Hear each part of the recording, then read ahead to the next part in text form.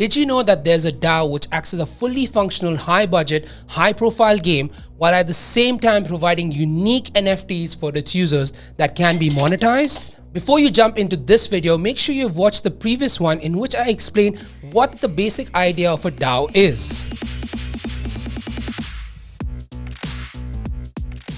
Just like companies, each DAO has a different mission or purpose to fulfill.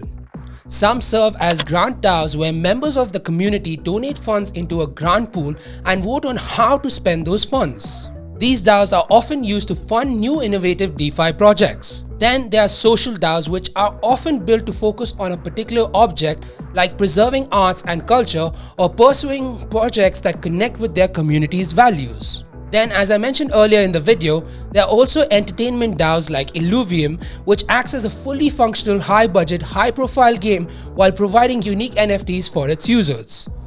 One thing is for sure, where DAOs are concerned, the opportunities for adoption are endless. But now, what makes it different from legal contracts?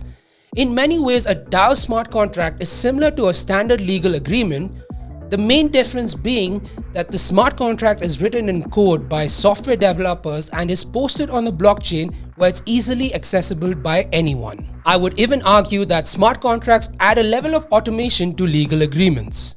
For example, a smart contract overseeing a grant DAO can hold and then dispense a crypto token to an individual who has just donated a specific amount of money to the DAO's cause.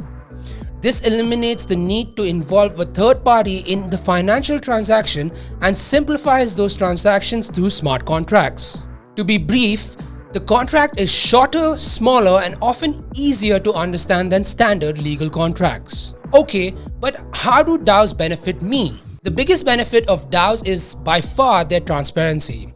DAOs are set up so that participants do not need to trust one another or even know each member of the organization in any way. Since the contract terms, as well as all actions taken by the participants, are written on the blockchain, all information is publicly accessible and permanent.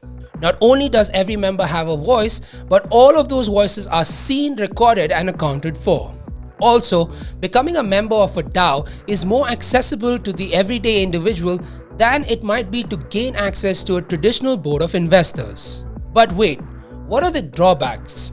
Like most coded systems, the creators of DAOs can make mistakes in the code that can lead to exploitable weaknesses.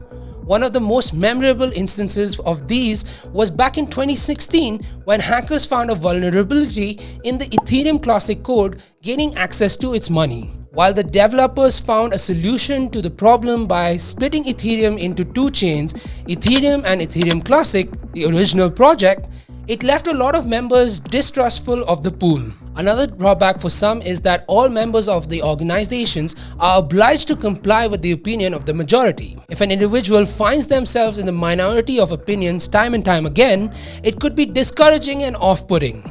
But what do you think this is going to look like in the future? Let me know in the comment section and I'll be sharing my thoughts in the next video. So make sure to like if you enjoyed the content I'm sharing and also consider subscribing if you are willing to learn more and get the latest updates in and around crypto. See you in my next video.